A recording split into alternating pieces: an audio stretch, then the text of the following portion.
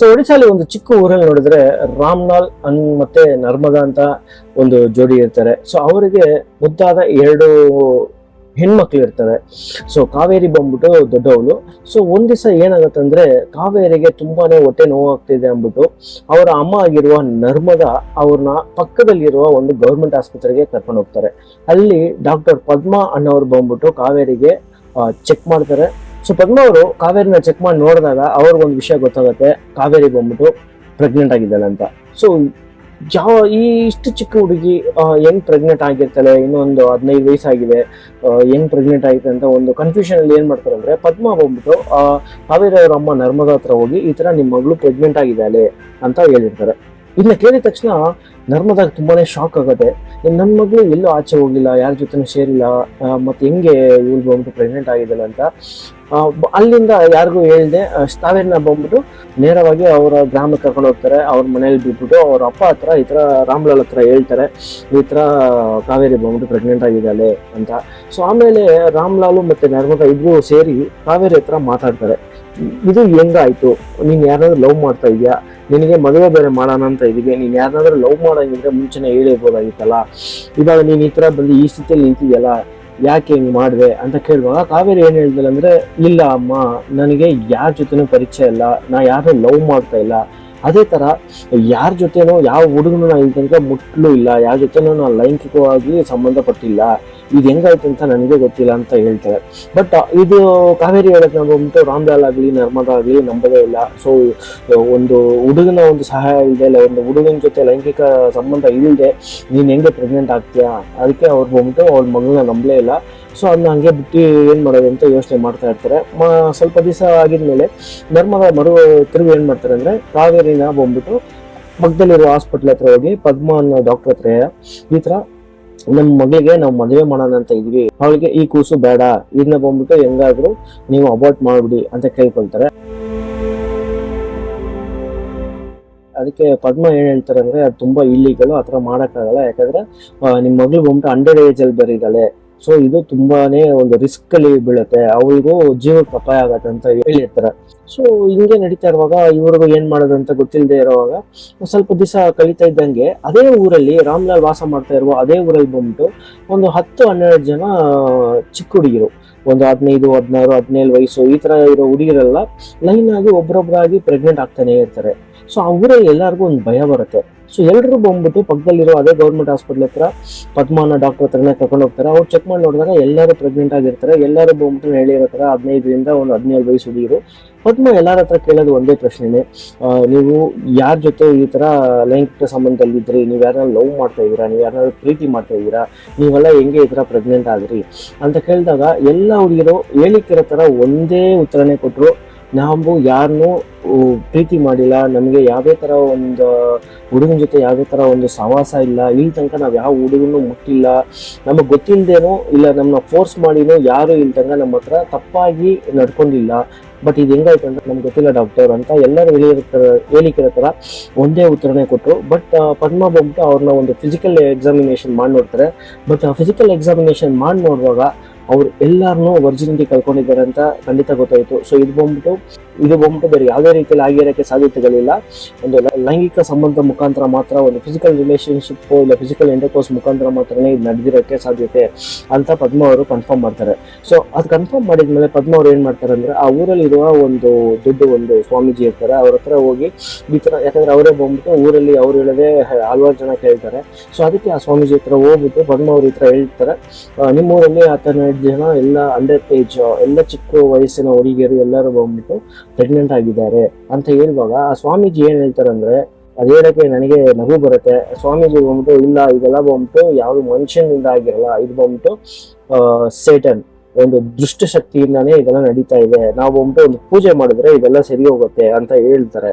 But ಪದ್ಮಾಗೆ as A doctor ಅವ್ರಿಗೆ ಯಾವ್ದು ನಂಬಿಲ್ಲ, ಯಾಕಂದ್ರೆ ಅವ್ರಿಗೆ ಎಕ್ಸಾಮಿನೇಷನ್ ಮುಖಾಂತರ ಕರೆಕ್ಟ್ ಆಗಿ ಗೊತ್ತು ಇದು ಎಲ್ಲಾನು ಬಂದ್ಬಿಟ್ಟು ಈ ದುಷ್ಟಶಕ್ತಿಯಿಂದೆಲ್ಲ ಏನು ಇಲ್ಲ, ಇದೆಲ್ಲ ಮನುಷ್ಯರು ಮಾಡದೆ, ಆದ್ರೆ ಇದಕ್ಕೆ ಹಿಂದೆ ಇರೋ ಮನುಷ್ಯರು ಯಾರು ಅಂತ ಗೊತ್ತಿಲ್ಲ. ಸೊ ಅದಕ್ಕೆ ಅವ್ರು ಏನ್ ಮಾಡ್ತಾರೆ, ನಿಯರ್ ಬೈ ಸ್ಟೇಷನ್ ಅಲ್ಲಿ ಹೋಗ್ಬಿಟ್ಟು SP ಸಂಧ್ಯಾ ಅಂತ ಒಬ್ರು ಇರ್ತಾರೆ, ಅವ್ರ ಹತ್ರ ಈ ತರ ಕಂಪ್ಲೇಂಟ್ ಮಾಡ್ತಾರೆ, ನಮ್ಮೂರಲ್ಲಿ ಈ ತರ ನಮ್ಮ ಹಾಸ್ಪಿಟಲ್ ಪಕ್ಕದಲ್ಲಿರೋ ಒಂದು ಚಿಕ್ಕ ಊರಲ್ಲಿ ಈ ತರ ಚಿಕ್ಕ ವಯಸ್ಸಿನ ಹುಡುಗಿರೆಲ್ಲ ಪ್ರೆಗ್ನೆಂಟ್ ಆಗ್ತಾ ಇದಾರೆ, ಅವ್ರನ್ನೆಲ್ಲ ನಾನೇ ಟ್ರೀಟ್ ಮಾಡ್ತೇನೆ ಅಂತ ಹೇಳುವಾಗ ಸಂಧ್ಯಾ ಬಂದ್ಬಿಟ್ಟು ಆ ಊರಲ್ಲಿ ಇರುವ ಲೋಕಲ್ ಸ್ಟೇಷನ್ ಅಲ್ಲಿ ಕೇಳ್ತಾರೆ ಇದ್ರೆ ಯಾವ್ದಾದ್ರು ಕಂಪ್ಲೇಂಟ್ ಫೈಲ್ ಆಗಿದೆಯಾ ಅಂತ.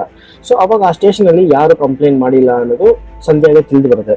ಸೊ ಅವಾಗ ಸಂಧ್ಯಾ ಏನ್ ಮಾಡ್ತಾರೆ ಅಂದ್ರೆ ಪದ್ಮ ಅಂತ ಹೇಳ್ತಾರೆ, ಈ ತರ ಲೋಕಲ್ ಸ್ಟೇಷನ್ ಅಲ್ಲಿ ಯಾವ್ದೇ ತರ ಒಂದು ಕಂಪ್ಲೇಂಟ್ ಫೈಲ್ ಆಗಿಲ್ಲ, ಸೊ ಯಾವ ವಿಷಯದ ಮೇಲೆ ನಾವು ಬಂದ್ಬಿಟ್ಟು ಇದನ್ನ ಎನ್ಕ್ವೈರಿ ಸ್ಟಾರ್ಟ್ ಮಾಡಲಿ ಅಂತ ಹೇಳಿದಾಗ ಪದ್ಮ ಬಂದ್ಬಿಟ್ಟು ಇನ್ನೂ ಸ್ವಲ್ಪ ಇನ್ಸಿಸ್ಟ್ ಮಾಡ್ತಾರೆ. ಯಾಕಂದ್ರೆ ಎಲ್ಲರೂ ಅಂಡರ್ ಏಜ್ ಹುಡುಗಿರು, ಎಲ್ಲ ಸಣ್ಣ ವಯಸ್ಸಿನ ಹುಡುಗಿರು, ಸೊ ಅದಕ್ಕೆ ಅವರ ಹೆತ್ತವರೆಲ್ಲ ಬಂದ್ಬಿಟ್ಟು ತುಂಬಾನೇ ಎದುರ್ತಾ ಇದ್ದಾರೆ ಇದನ್ನ ಹೆಂಗ್ ಅಪ್ರೋಚ್ ಮಾಡೋದು ಅಂತ.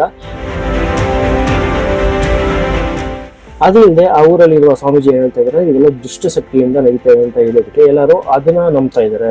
ಸೊ ಅದಕ್ಕೆ ಯಾರು ಕಂಪ್ಲೇಂಟ್ ಫೈಲ್ ಮಾಡಿಲ್ಲ. ಬಟ್ ನನಗೆ ಎಕ್ಸಾಮಿನೇಷನ್ ಮುಖಾಂತರ ನನಗೆ ಗೊತ್ತಾಗಿದೆ ಏನಂದ್ರೆ ಇದೆಲ್ಲಾನು ಲೈಂಗಿಕ ಸಂಬಂಧ ಮುಖಾಂತರ ಇವರೆಲ್ಲ ಪ್ರೆಗ್ನೆಂಟ್ ಆಗಿದ್ದಾರೆ ಅಂತ ನನಗೆ ಗೊತ್ತಾಗಿದೆ.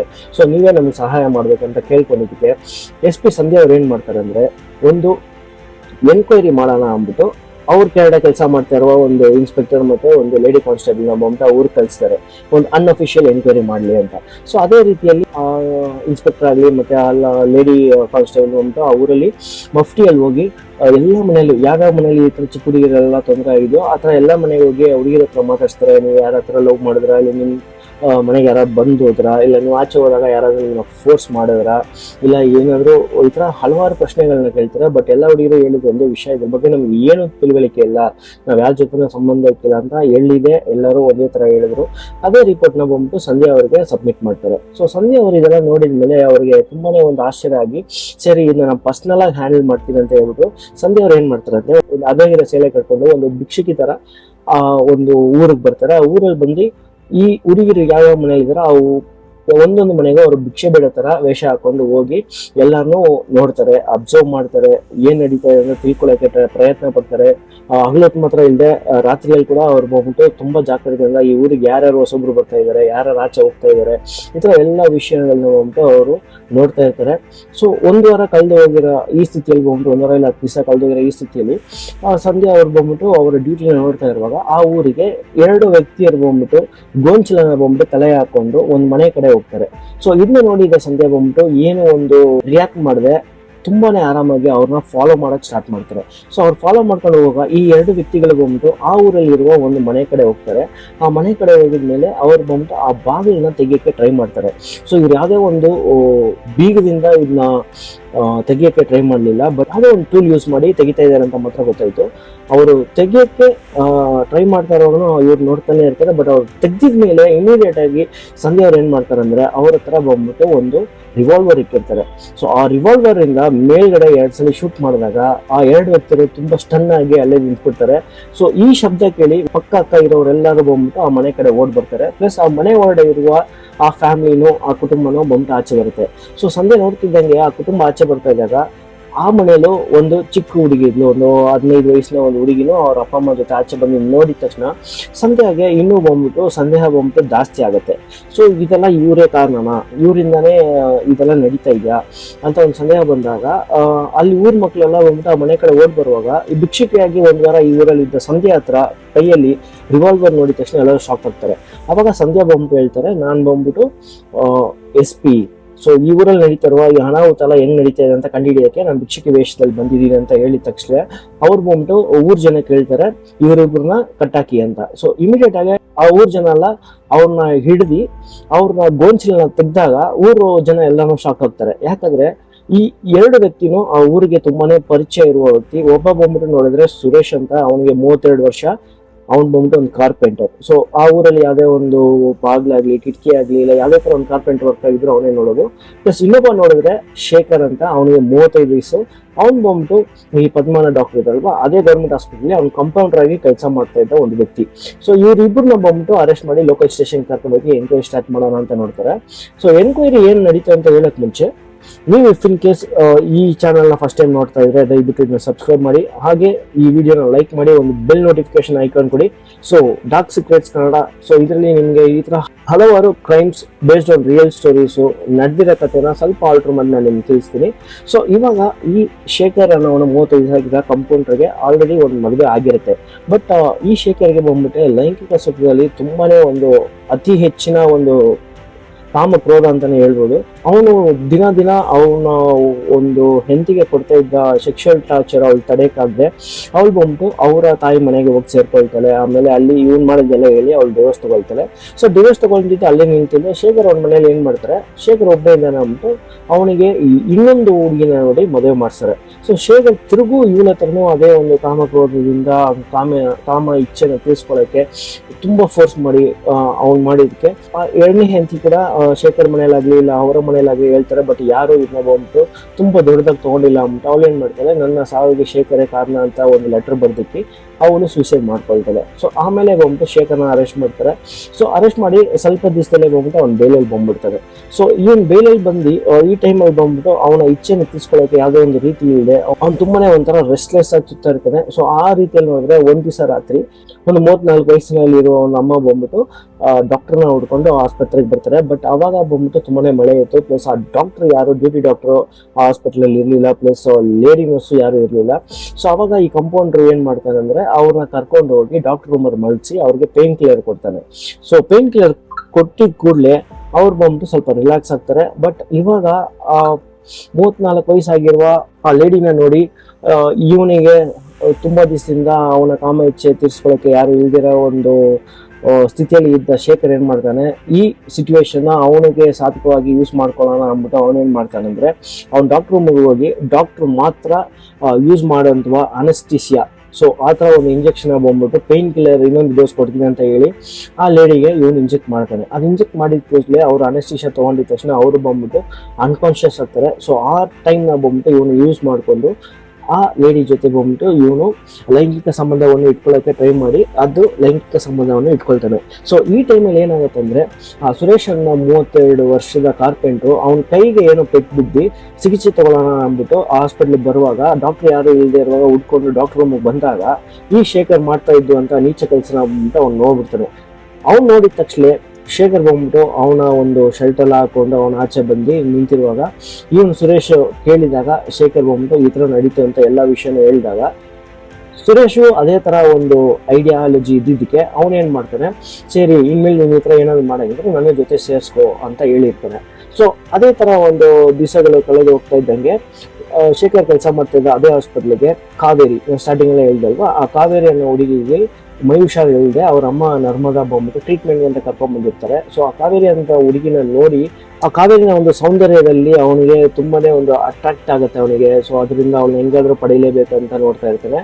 ಸೊ ಹೆಂಗಿದ್ರು ಈ ಸುರೇಶ್ ಅನ್ನೋನ್ ಬಂದ್ಬಿಟ್ಟು ಅದೇ ಊರಲ್ಲಿ ಕೆಲಸ ಮಾಡ್ತಾರೆ. ಸೊ ಯಾರ್ಯಾರ ಮನೆ ಸ್ವಲ್ಪ ಜನನೇ ಇರ್ತಾರೆ ಅಲ್ಲಿ. ಸೊ ಹಳ್ಳಿ ಕಡೆ ಅಂದ್ರೆ ನಿಮ್ಗೆ ಗೊತ್ತಿರುತ್ತೆ ಎಲ್ರಿಗೂ ಯಾರ್ಯಾರ ಮನೆ ಎಲ್ಲೆಲ್ಲಿ ಇರುತ್ತೆ, ಯಾರ್ಯಾರು ವಾಸವಾಗಿರ್ತಾರೆ, ಎಷ್ಟು ಜನ ಇದಾರೆ ಮನೆಯಲ್ಲಿ, ಈ ತರ ಎಲ್ಲಾ ವಿಷಯ ಎಲ್ಲರಿಗೂ ಗೊತ್ತಿರುತ್ತೆ.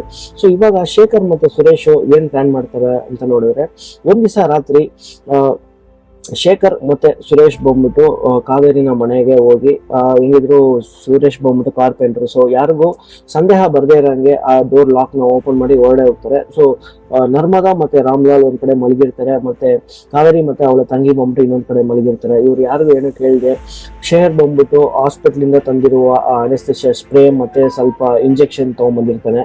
ಸೊ ಅದನ್ನ ಯೂಸ್ ಮಾಡಿ ಫಸ್ಟ್ ಆ ರೂಮ್ ಅಲ್ಲಿ ಸ್ಪ್ರೇ ಮಾಡ್ತಾರೆ. ಆ ರೂಮ್ ಅಲ್ಲಿ ಸ್ಪ್ರೇ ಮಾಡಿದ ತಕ್ಷಣ ಕಾವೇರಿ ಮತ್ತೆ ಅವಳ ತಂಗಿ ಬಂದ್ಬಿಟ್ಟು ಅನ್ಕಾನ್ಶಿಯಸ್ ಆಗ್ತಾರೆ. ಸೊ ಈ ಸ್ಟೇಜ್ ನ ಯೂಸ್ ಮಾಡಿ ಶೇಖರ್ ಮತ್ತೆ ಸುರೇಶ್ ಬಂದ್ಬಿಟ್ಟು ಕಾವೇರಿ ಜೊತೆಗೆ ಲೈಂಗಿಕ ಸಂಬಂಧವನ್ನು ಇಟ್ಕೊಳ್ತಾರೆ. ಸೊ ಲೈಂಗಿಕ ಸಂಬಂಧ ಇಟ್ಕೊಂಡಿದ್ದ ಮೇಲೆ ಅವಳು ಹೆಂಗ್ ಮಲಗಿದ್ರು ಅದೇ ತರ ಅವಳಿಗೆಲ್ಲ ಬಟ್ಟೆನ ಹಾಕಿ ಯಾರಿಗೂ ಯಾವುದೇ ತರ ರೀತಿಯಲ್ಲಿ ಅವ್ರ ಸಂದೇಹ ಬರ್ತಾರೆ ಅದೇ ತರ ಡೋರ್ ಲಾಕ್ ಮಾಡ್ಕೊಂಡು ಹೋಗ್ಬಿಡ್ತಾರೆ. ಸೊ ಹೋಗಿದ ಮೇಲೇನು ಸುರೇಶ್ಗೂ ಶೇಖರ್ಗೂ ಒಂದು ಭಯ ಇರುತ್ತೆ, ಯಾರಿಗಾದ್ರೂ ಗೊತ್ತಾಗ್ಬಿಡುತ್ತಾ ಏನಾಗುತ್ತೆ ಅಂತ. ಸೊ ಅದಕ್ಕೆ ಅವ್ರು ಏನ್ ಮಾಡ್ತಾರೆ, ಪ್ರತಿ ದಿವಸ ಕಾವೇರಿ ಎಲ್ಲಿ ಹೋಗ್ತಾಳೆ, ಎಲ್ಲಿ ಬರ್ತಾಳೆ, ಏನ್ ಮಾಡ್ತಾಳೆ, ಏನ್ ನಡೀತದೆ ಅಂತ ಅದೇ ಊರಲ್ಲಿ ಇದ್ದಿ ಅವ್ರ ಮನೆ ಪಕ್ಕದಲ್ಲೇ ಇದ್ದಿ ಅವಳು ಏನೇನ್ ಮಾಡ್ತಾಳೆ ಎಲ್ಲರೂ ನೋಡ್ತಾನೆ ಇರ್ತಾರೆ. ಸೊ ಅವರು ಯೋಚನೆ ಮಾಡಿರ್ತಾರ ಯಾವುದೇ ತರ ಒಂದು ಅನಾಹುತನ ಇಲ್ಲದೆ ಎಲ್ಲರೂ ನಾರ್ಮಲ್ ಆಗಿರ್ತಾರೆ. ಬೇರೆಯವರು ಬಿಟ್ಟು ಆ ಕಾವೇರಿನೂ ಅದೇ ತರ ನಾರ್ಮಲ್ ಆಗಿದ್ದು ನೋಡಿದ ತಕ್ಷಣ ಅವ್ರಿಗೆ ಇನ್ನೊಂದು ಧೈರ್ಯ ಬರುತ್ತೆ. ಕಾವೇರಿಗೆ ಅವಾಗ ಲೈಟ್ ಆಗಿ ಹೊಟ್ಟೆ ನೋವು ಬಂದ್ರು, ಅದು ಬಂತು ಒಂದು ಪೀರಿಯಡ್ಸ್ ಪೇನ್ ಅನ್ಕೊಂಡು ಅವ್ರು ಆರಾಮಾಗಿ ಬಿಟ್ಬಿಟ್ಟಿರ್ತಾರೆ. ಸೊ ಈ ತರ ಏನು ತೊಂದರೆ ಆಗಿಲ್ಲ ಅಂದಿದ್ಮೇಲೆ ಶೇಖರ್ಗೆ ಮತ್ತೆ ಸುರೇಶ್ಗೆ ಇನ್ನೂ ಒಂದು ಧೈರ್ಯ ಜಾಸ್ತಿ ಆಗಿ ಅವ್ರು ಏನ್ ಮಾಡ್ತಾರೆ ಅಂದ್ರೆ ಆ ಊರಲ್ಲಿರುವ ಸುರೇಶ್ ಅಲ್ಲಲ್ಲಿ ಕಾರ್ಪೆಂಟರ್ ಕೆಲ್ಸಕ್ಕೆ ಹೋಗ್ತಾ ಇರುವಾಗ ಬರುವಾಗ ಯಾವ್ಯಾವ ಮನೇಲಿ ಯಾವ್ಯಾವ ಹುಡುಗಿ ನೋಡಿ ಅವರು ಯಾವ್ಯಾವ ಹುಡುಗಿರ ಮೇಲೆ ಇಷ್ಟಪಟ್ಟರು ಆ ಎಲ್ಲಾ ಹುಡುಗಿರ ಮನೆಯಲ್ಲೂ ಇದೇ ರೀತಿಯಲ್ಲಿ ಬಂದ್ಬಿಟ್ಟು ಲೈಂಗಿಕ ಸಂಬಂಧವನ್ನು ಇಟ್ಕೊಂಡು ಬರ್ತಾ ಇರ್ತಾರೆ. ಇದ್ರ ಬಗ್ಗೆ ಯಾರಿಗೂ ಯಾವುದೋ ಒಂದು ಸಂದೇಹನೂ ಬರಲ್ಲ. ಸೊ ಇದ್ರಲ್ಲಿ ಬಂದ್ಬಿಟ್ಟು ಬರೀ ಚಿಕ್ಕ ಹುಡುಗಿರು ಮಾತ್ರ ಅಲ್ಲ, ಮದುವೆ ಆಗಿರೋರು, ಮದುವೆ ಆಗಿ ಅವರ ಗಂಡ ಬಂದ್ಬಿಟ್ಟು ಬೇರೆ ಎಲ್ಲಾದ್ರೂ ಕೆಲ್ಸಕ್ಕೆ ಹೋಗಿರೋರು, ಈ ತರ ಅವ್ರಿಗೆ ಯಾರ್ಯಾರ ಮೇಲೆ ಇಷ್ಟ ಬಂತು ಎಲ್ಲಾರನ್ನೂ ಇದೇ ತರ ಬಂದ್ಬಿಟ್ಟು ಅವರು ಆ ಲೈಂಗಿಕ ಸಂಬಂಧಕ್ಕೆ ಒಂದು ಪಡಿತಾ ಇದ್ರು. ಸೊ ಈ ತರ ನಡೆದಿದ್ದಕ್ಕೆ ಇವರಿಬ್ರೇ ಬಂದ್ಬಿಟ್ಟು ಆ ಊರಲ್ಲಿ ಇರುವ ಈ ಎಲ್ಲ ಅನಾಹುತಗಳು, ಈ ತರ ಒಂದು ಚಿಕ್ಕ ವಯಸ್ಸು ಹುಡುಗಿರಾಗ್ಲಿ ಇವರೆಲ್ರಿಗೂ ಪ್ರೆಗ್ನೆಂಟ್ ಆಗಕ್ಕೆ ಕಾರಣ ಇವರಿಬ್ರಲ್ಲಿ ಯಾರಾದ್ರು ಒಬ್ರೇ ಅಂತ ಸಂಧ್ಯಾ ಅವರು ತುಂಬಾನೇ ಕನ್ಫರ್ಮ್ ಮಾಡ್ತಾರೆ. ಸೊ ಇದು ಕನ್ಫರ್ಮ್ ಮಾಡಿದ್ಮೇಲೆ ಸಂಧ್ಯಾ ಬಂದ್ಬಿಟ್ಟು ಪ್ರಾಪರ್ ಎವಿಡೆನ್ಸ್ ಜೊತೆ ಇವರಿಬ್ಬರನ್ನ ಬಂದ್ಬಿಟ್ಟು ಅವರು ಪೊಲೀಸ್ ಹೈಯರ್ ಅಫಿಷಿಯಲ್ಸ್ ಹತ್ರ ಸರೆಂಡರ್ ಮಾಡ್ತಾರೆ. ಸೊ ಹೈಯರ್ ಅಫಿಷಿಯಲ್ ಮೇಲೆ ಸರೆಂಡರ್ ಮಾಡಿದ್ಮೇಲೆ ಸೊ ಶೇಖರ್ಗೂ ಸುರೇಶ್ಗೂ ಬಂದ್ಬಿಟ್ಟು ಇಬ್ಬರಿಗೂ ಜೈಲ್ ಶಿಕ್ಷೆ ಆಗುತ್ತೆ. ಒಬ್ರಿಗೆ 17 ವರ್ಷ, ಒಬ್ಬರಿಗೆ 21 ವರ್ಷ. ಸೊ ಇದೆಂತಹ ಒಂದು ಅನಾಹುತ ನೋಡಿದ್ರ, ಎಲ್ಲ ಬಂದ್ಬಿಟ್ಟು 15, 16, 17 ವಯಸ್ಸು ಹುಡುಗಿಯರು, ಅವ್ರಿನ್ನೂ ಎಲ್ಲ ಆಟ ಆಡ್ತಾ ಇರುವಂತ ಒಂದು ಸ್ಟೇಜ್ ಅದು. ಅವರಿಗೆ ಗೊತ್ತಿಲ್ಲದೆ ಈ ತರ ನಡೀತದೆ ಅಂತ ಗೊತ್ತಿಲ್ಲದೆ ಈ ತರ ಪ್ರೆಗ್ನೆಂಟ್ ಆಗಿ ಅವ್ರ ಲೈಫೇ ಬಂದ್ಬಿಟ್ಟು ಈ ತರ ಒಂದು ಕಾಮದ ಇಚ್ಛೆನ ಅವ್ರು ಬಂದು ತೀರ್ಸ್ಕೊಳ್ಳೋಕೆ ಇವರಿಬ್ರು ಮಾಡಿದ್ದು ಅನಾಹುತ. ಸೊ ಇದ್ರ ಬಗ್ಗೆ ಇವರಿಗೆ ಜೈಲ್ ಶಿಕ್ಷೆ ಕೊಟ್ಟಿದ್ದು ಬೇಕಾಗಿತ್ತಾ, ಇಲ್ಲ ಬೇರೆ ಯಾವ್ದೇ ತರ ಶಿಕ್ಷೆ ಕೊಟ್ಟಿದ್ರೆ ನಿಮಗೆ ಸಾರ್ಥಕವಾಗಿರತ್ತಾ? ಪ್ಲಸ್ ಪಾಪ ಅವ್ರ ಅಪ್ಪ ಅಮ್ಮ ಎಷ್ಟು ಕಷ್ಟಪಟ್ಟಿರ್ಬೇಕು. ಇದಕ್ಕೆ ಒಂದು ಕ್ರೆಡಿಟ್ ಕೊಡ್ಬೇಕಂದ್ರೆ ಪದ್ಮಾ ಅವ್ರಿಗೆ ಆ ಕ್ರೆಡಿಟ್ ಕೊಡ್ಬೋದು. ಯಾಕಂದ್ರೆ ಇದನ್ನ ಬಂದ್ಬಿಟ್ಟು ಹಂಗೆ ಬಿಡದೆ ಆಸ್ ಎ ಡಾಕ್ಟರ್ ಆಗಿ ಅವ್ರನ್ನ ಏನ್ ಮಾಡೋಕ್ಕಾಗುತ್ತೋ ಅದು ಮಾಡಿದ್ದಾರೆ. ಸಂಧ್ಯಾಗೆ ಒಂದು ತುಂಬಾನೇ ಥಮ್ಸ್ ಅಪ್. ಯಾಕಂದ್ರೆ ಅವರು ಸ್ವಲ್ಪ ರಿಸ್ಕ್ ತೆಗ್ದು ಆಫ್ ದ ರೆಕಾರ್ಡ್ ಆಗಿ ಅವರು ಪರ್ಸನಲ್ ಇನ್ವೆಸ್ಟಿಗೇಟ್ ಮಾಡಿ ಈ ತರ ಒಂದು ದೊಡ್ಡ ವಿಷಯನ ಬಂದ್ಬಿಟ್ಟು ಹೊರ ತಂದಿದ್ದಾರೆ. ಸೊ ಇವಾಗ ಇದ್ರಲ್ಲಿ ನಡೆದಿರೋ ಈ ಘಟನೆಗಳ ಬಗ್ಗೆ ನಿಮ್ಗೆ ಏನ್ ಅನಿಸ್ತು ಅಂತ ಕಮೆಂಟ್ ಸೆಕ್ಷನ್ ಮುಖಾಂತರ ನನ್ನ ಜೊತೆ ಶೇರ್ ಮಾಡ್ಕೊಳ್ಳಿ.